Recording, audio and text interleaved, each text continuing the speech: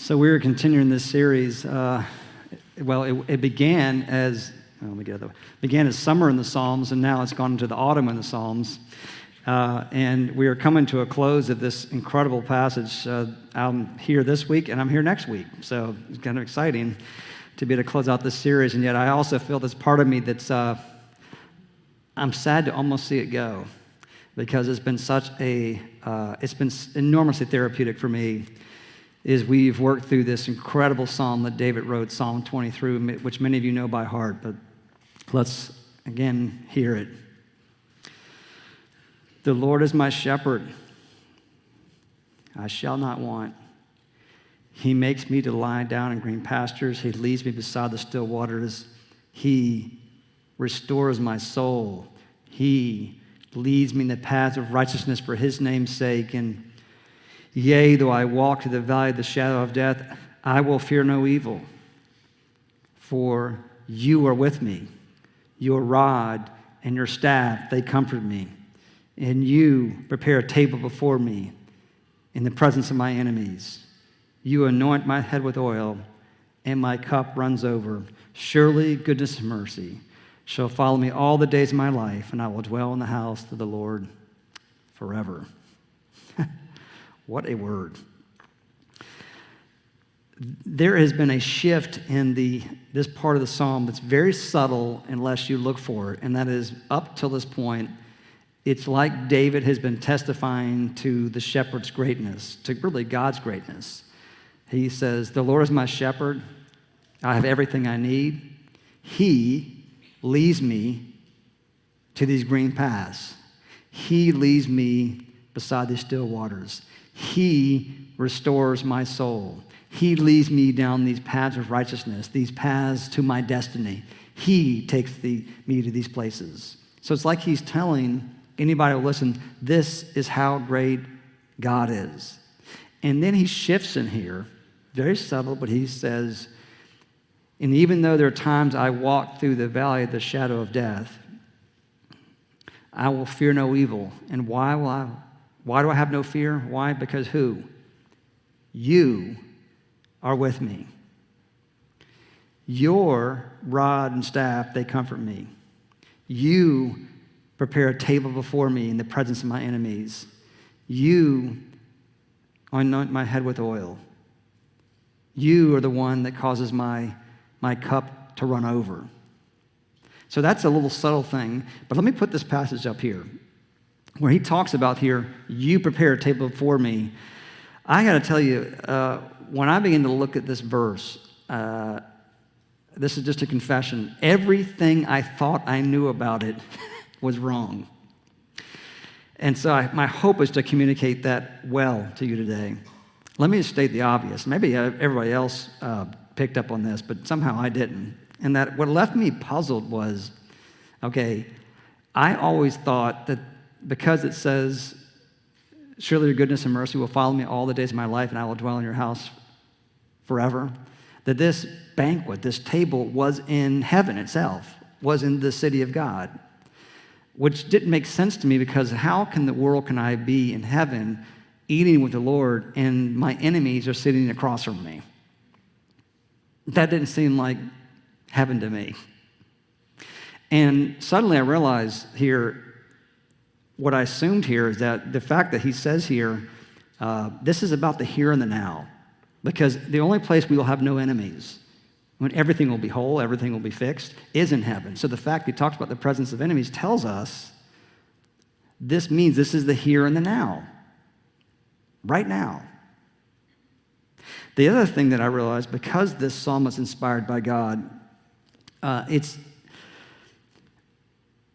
if I was writing a psalm, this has to be inspired by God, because it is what he's calling us to is so radical and so deep and so challenging. Because if I was writing this psalm, I'm telling you, it would be much different than how David has written it. If Jonathan's writing this psalm, it would say, listen, the Lord is my shepherd. I have everything that I want. And he leads me down these very luscious green paths where I can get fat and happy. Right? He leads me beside these still waters and I would probably add some Thomas Kincaid waterfalls on the side of those, okay, where I just stay there for a long, long, long time. He leads me down the paths that I want to go, not where he's taking me, where I want to go. Oh, and his rod and his staff, okay, they are used only on my enemies, never on me. He's that whooping stick on everybody else.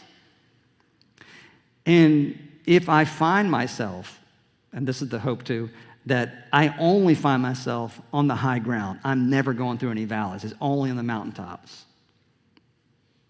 And somehow if I do find myself down in the valley, okay, yea, though I walk through the valley of the shadow of death, he airlifts me up out of the valley, and he puts me on high ground. See, how I understand this passage isn't how I would write it would be completely different. You prepare a table before me just between me and you, Lord. Nobody else is around. But he doesn't say that here. What he says is in the face. It's challenging. And here's what I want you to know about this passage. Everything I understood about it, I think, was wrong. Because I think this leads to the other obvious point that I miss. I just always assume, too, here that the enemies were at the table. You know, you prepare a table for me, and my enemies are sitting right there at the table with me. But see, David doesn't say that. He doesn't say that the enemies are sitting at the table. He says we're eating in the presence of our enemies, which means they are around.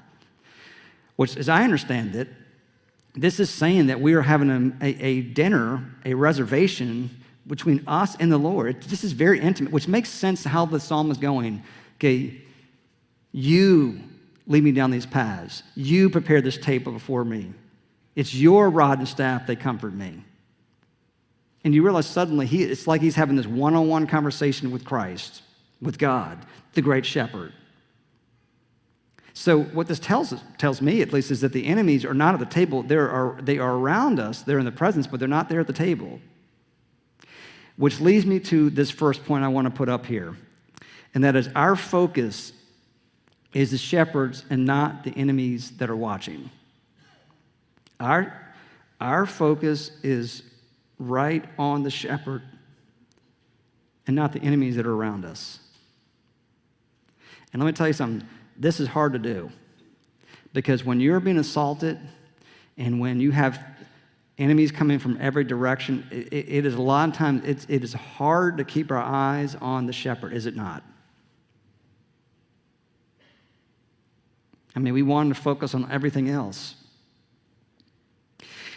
We overlook the table in front of us and the person sitting right in front of us. And for David, this certainly was the case. Scholars believe the way, and I think this is right, having had my head buried in this for the last several months, that it's almost certain that scholars believe David wrote this near the end of his life, or at least the latter part of his life. And just the way the phrasing is, this is someone who's looking back over their life and seeing the faithfulness of God. And think about this. I mean, if you're writing a letter to God, I'm telling you, how different would it be if you're 20 years old versus when you're 80 years old, 70 years old? Probably very different. And so David's looking back over his life and he's seeing, I'm telling you, I've seen the times that God has been faithful. I've also seen the times where I have enemies all around me. Let me put a couple of Psalms up here. Tell me if you can identify with this. My heart is breaking as I remembered how it used to be. Why do I feel so discouraged? Why do I feel so sad? Any of you felt like that? Look at this other one. Save me, O God, from the floodwaters that are up to my neck. Deeper and deeper I sink into the mire. I cannot seem to get a foothold here. My feet are slipping. I am in deep water and the floods are overwhelming me. He also goes on to say, I am exhausted. I am crying for help. My throat is dry. My eyes are swollen from weeping, from crying. And I am waiting for you, my Lord, to help me. Now, I got to tell you, when I read that, do you not identify with that? And David's talking about everything that not only is seen but unseen that is pulling him away from the shepherd. Not long ago, there was a young woman that I've been talking to who told me maybe 3 months ago. She said something to me that has stuck with me the last 3 months, but she was really struggling, and I was talking to her, and I said, it sounds like you're at your rope's end right now. And she said, you know what, Pastor Jay, I don't know if I'm at the bottom, but I can see the bottom. And I'm terrified, I'm scared. If you feel like I felt like this psalm is for you. Which leads me to a major theme here, and that is the enemies. It's not just physical enemies. It's anything that distracts us or pulls us away from the shepherd. See, the enemies can be both seen and unseen. Let me just remind us again, Paul writes in Ephesians 6, let me put this passage up here, for our struggle, as I've put in here, I think how it should say, is not just against flesh and blood, but it's against all these other things, enemies, powers, forces that we can see and can't see. You prepare a table before me in the presence of that, which means to me, at least in part, that the enemy is unseen. How many things are pulling us away from God in here? I mean, fear?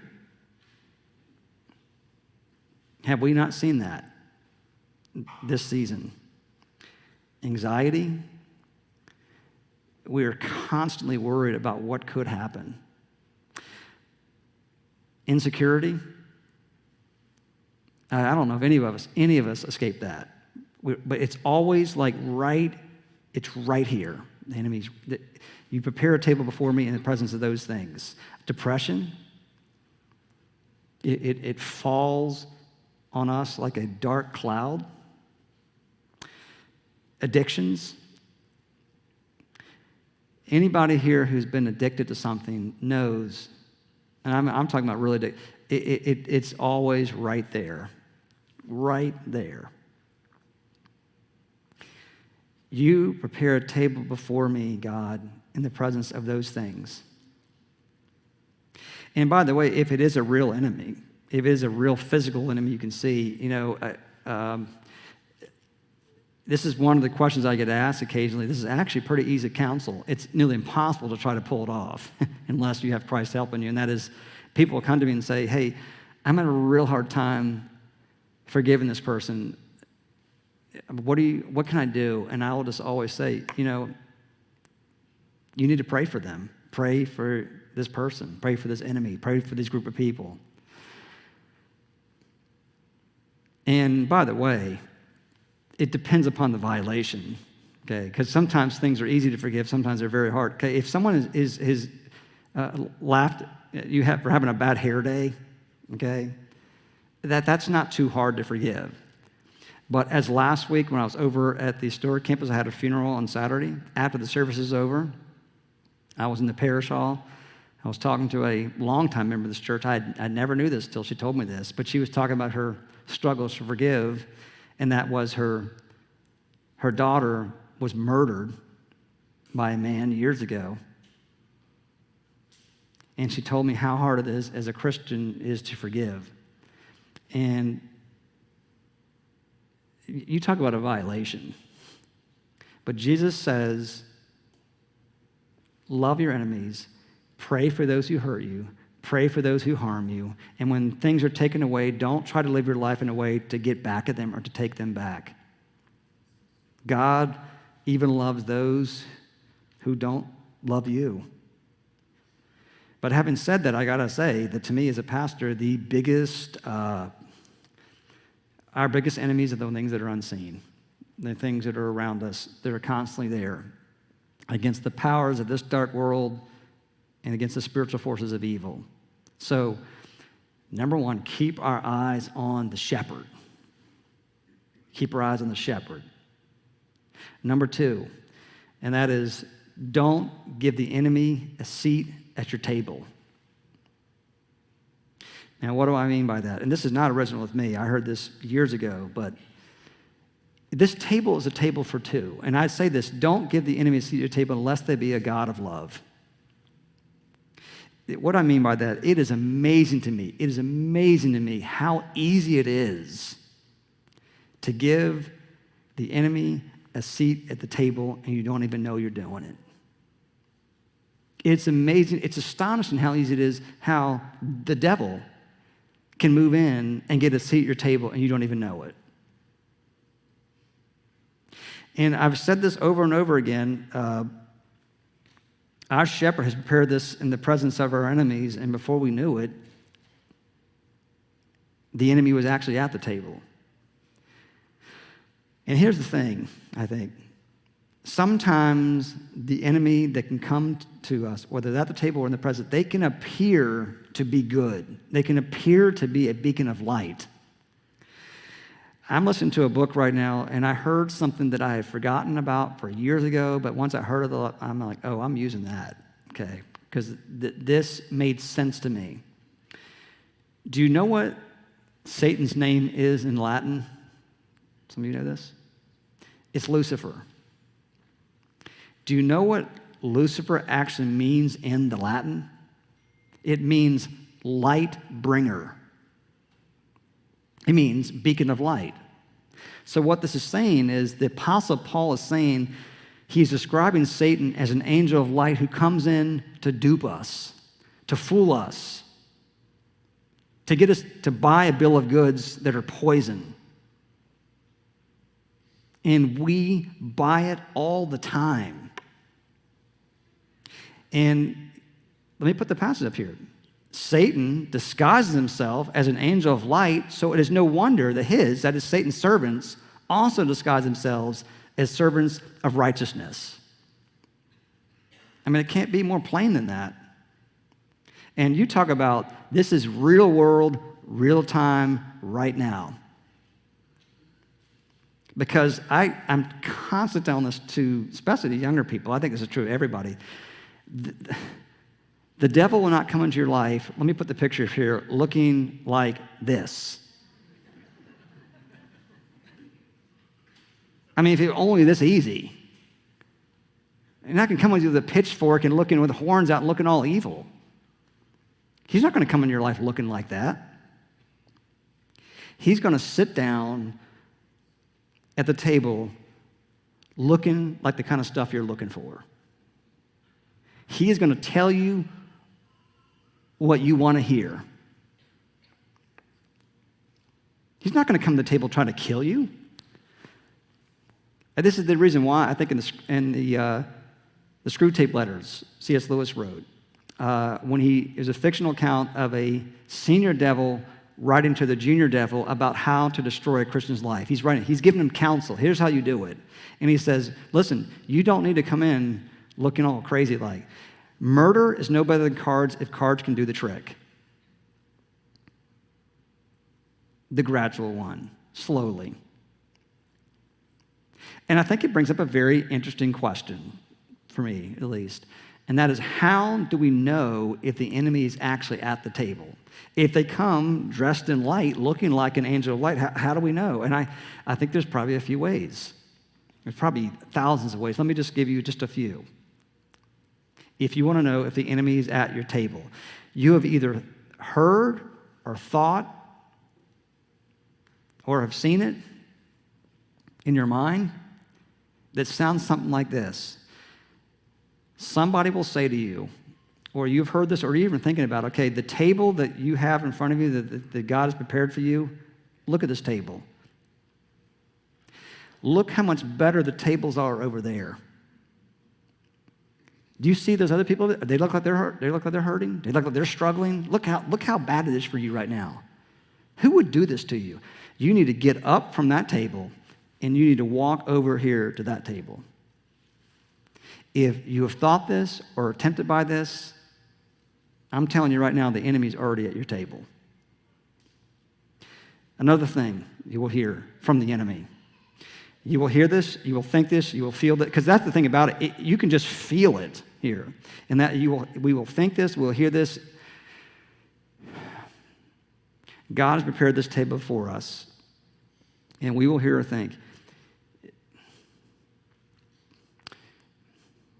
you don't deserve to be at this table. If people knew what you have done, if people knew who you were, if people know what you think, if they know your struggles, you would never be allowed to be at this table. But just to remind you, the parable of the prodigal sons, the father says to the son, I'm paraphrasing here, son, I don't care what you've done. I don't care if you destroyed your life. I don't care if you spent all your money. You can always, always, always come home. The enemy will tell you you can never come home after what you've done. And I'm just telling you that is straight from the pit of hell. God has welcomed us at his table because of the cross. That covers all of it. The other thing I would say here is that the enemy will get you to focus on the enemies that are around you instead of the table in front of you. And many times you will look at these things and they will just overwhelm you, and it will go at your psyche, it will go at your soul. Let me give you an example of this, just my own personal example. Lisa and I, our family, planted a church in 2000, and beginning in 2004, beginning in 2005. And it was probably the greatest thing I've ever done. We started with nothing, just in my home. We never were more than 100 people. In about 2011, we realized we could not make it anymore financially. It was so hard, so we eventually closed the church down. And it was honestly one of the hardest times of my life because I felt like such a failure. I mean, I had other friends who were planting churches at the exact same time as I had done, and they were already starting building campaigns. And here I am. There's nothing hardly to show. And I remember my bishop at the time, Terrell Glenn, drove all the way from Raleigh to see us. And he was there in the living room, Lisa and myself, and I was just a broken man. And I was crying. I remember Bishop Glenn said to me, Jonathan, whatever you're facing, no matter how big you think it is, because I just felt, I didn't know if I'd be a minister anymore. I didn't know if anybody would ever hire me. And I remember him saying to me, Jonathan, no matter what you're facing, no matter how big you think it is, it's not bigger than Jesus. Amen. And there are better days ahead. But if you give the enemy a seat at your table, he will tell you it's not possible. And I know that sometimes it is easier to believe the things that are not even true instead of forgetting the truth that's right in front of us. And just let me remind you of this, no matter what any of us are facing. And believe me, I know there's some people out here this morning. I saw you this morning. There are some things you are up against that are huge. Let me remind you of this story. It is one of my favorite stories in the Bible. Elisha was holed up in a castle, and the enemy was on the outside of his castle, and they're getting ready the next day to come in and kill everybody inside this place. And the servants for Elisha are sitting there next to him saying, we're going to die. How can you be so calm? And Elisha said, do you not see it? Let me put the picture up here. Do you not see the angel army that's on the outside of the enemy army? And I'm paraphrasing here, but he's saying, okay, that army, those angels that are with us are greater than the ones that are with them. And this is what Jesus is saying to us. I don't know what any of you are going through, but I'm telling you, no matter what you're facing, no matter what's around you, those things are not greater than I am. Keep your eyes on the shepherd. Don't give the enemy a seat at your table. And by the way, let me add here, if you keep your eyes on Christ long enough, and a lot of you can testify to this, maybe the older can more than the younger, because you have been through the valleys before, and you've seen how God has walked with you, and God has said to you, I'll walk with you, I'm right next to you, and I'm going to lead you out of here to higher ground. So last week after the Saturday service, the Gracetime service, one of our worship leaders, he's really been, it's been a hard year for him. Let's put it that way. And he came out and he was telling about this, and he said, you know what, Jonathan, he said, I know what it's like to walk through this valley, but you know what? We are walking through this valley together, and we're going to get out of this together. And he kept saying we, and I stupidly go, who's the other person? He goes, Jesus, you know. And I said, you make it sound like he's your hiking buddy. He goes, I like that. I'm going to use that. That's exactly what he is. And you know what? When I get out of this valley, he's fighting cancer. He said, when I get out of this valley, what a story it's going to make for the both of us.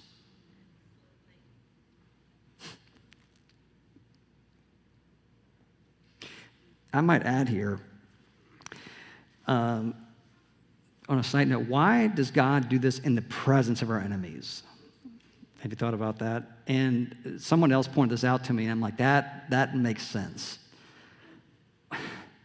What gives God more glory and pleases God more than when you are sitting at the table and all hell is broken loose around you, and you are keeping your eyes right on the shepherd the entire time?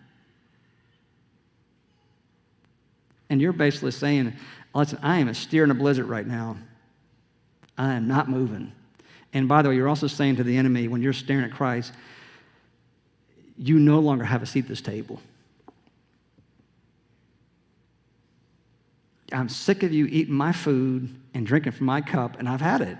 It is going to be with me and the Lord, and anybody that's at the table are those who love him. Oh, by the way, you look at the spread on this table. These are the eternal truths of God. Endless love, endless provision, endless love, endless mercy. You look at all he's done in our lives, the great forgiveness he's given us, the mercy, the grace, all the times he's rescued us when we did not deserve it. And what does Paul say about that eternal inheritance? No eye has seen, no ear has heard, no mind has possibly conceived what God has prepared for those who love him. And I believe now, when you begin to experience the mercy of God more and more and more, let me put the passage up here. This is what it means to have our heads anointed, and this is what it means for our cups to overflow. Because when you have great mercy and you have great grace, it has to spill over. And you begin to have grace and mercy in other people. And by the way, I mean, how many of us can testify to this? The people who have had the greatest impact on us, the people who we really know love us, are the ones who probably carry these attributes. They're full of love. They're full of mercy. They love us just where we are, but not enough just to leave us where we are. They want to take us somewhere greater. You anoint my head with oil, my cup runs over. It's never been about just what's at the table. It's always been about the one who made the table. Which brings me to this last point. I'll just be brief. This reservation we have was costly. It ain't free. Do you realize what it cost? Jesus says in John 10, I am the good shepherd. I lay down my life for the sheep. Nobody takes my life from me. It's because of my love for the sheep that I lay it down freely. I lay it down on my own accord. And so in the library of Scripture, it's just impossible not to pull this image of Jesus at a table, by the way, back into this table of David. And Jesus is preparing a table for us. So when you realize David's writing about this, you realize he's writing about Christ. And I think it's even more, it is a foreshadow of the cross. The only way for the greatest enemy to be defeated is for the shepherd to become the sheep, to die on the table. The only way we have a seat at the table is because he died on the table. And when you realize this, you realize, okay, this table of Christ, this table is an absolute miracle. And it was set before the foundations of the world. And this is the most amazing story of them all, I think. I put this last one up here. Because of this, because this is from him, because this seat and this table are eternal. You get that, don't you? That is for you. Blessed are you who are invited to the wedding feast of the Lamb. I just want to say, if any of you need rest for your souls, this shepherd is going to take you down just the right path you need to go. He's going to lead you to the path of your destiny. He's going to lead you through the valley. He's going to take you through that valley.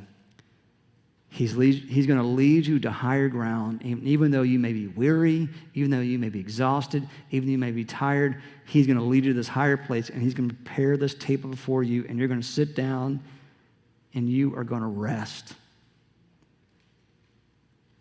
If any of you, Jesus says, hears my voice, I will come in, and I will sit down, and I will eat with you, and you with me. Keep your eyes on the shepherd. Never give the enemy a seat at your table. And always remember, this reservation was costly. Let's pray.